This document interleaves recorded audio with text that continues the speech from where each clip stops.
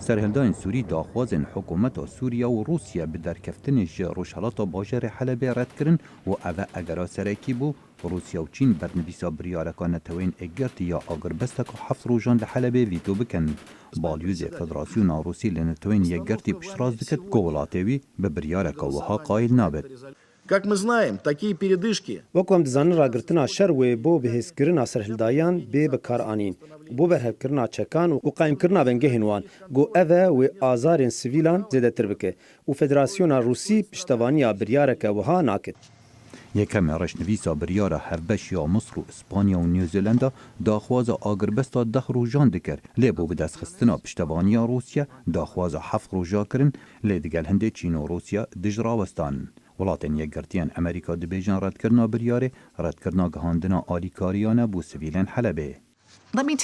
در فتح بدن من ویتو کرنا روسیا و چینه چواته هیا او ردانا بو بومبا باران کرنا روشهلات حلبه ریگره جبو گهاندنا آلیکاری مروانی ریگره بو گهاندنا درمانان جبو نخوشا ویتو کرن بریارا کشتنا خلک بگونه.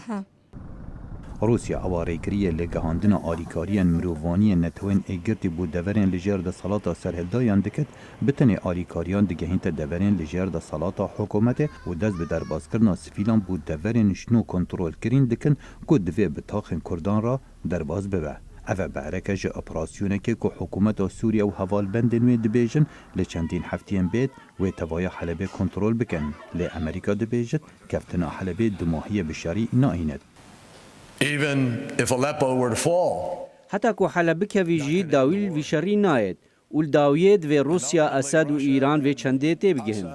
جدابریین کوری نژادی هنه دوی بیت چاره سرکرین بریب داوی هاتنا شری. روسیا دبیجتن موسکو و واشنطن دکارن بگهنه رای کفتنه که لدانستاندن الوی هفته درباره وکیشان توایا چکداران جروش حالات حلبه اگر نه هر چکدارک و به تیروز بیت ناس کرن لیسر هیدایان به دمو دست داخواز وکیشانه رد کرن. پشتی پیشنیاز امریکا شرازن روس و امریکا دی دانستاندن لجنوی درباره پرس حلبه بکن. آرمانش وکیشان توایا چکدارایه. اول نقشه نونر نتوین یگرتی بود و روسیا پشتوانی لیدکن.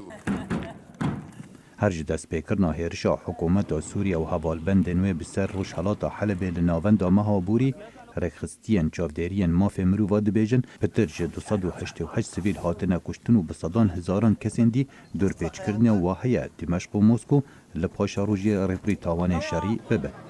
خالد فتاح دنگ امریکا.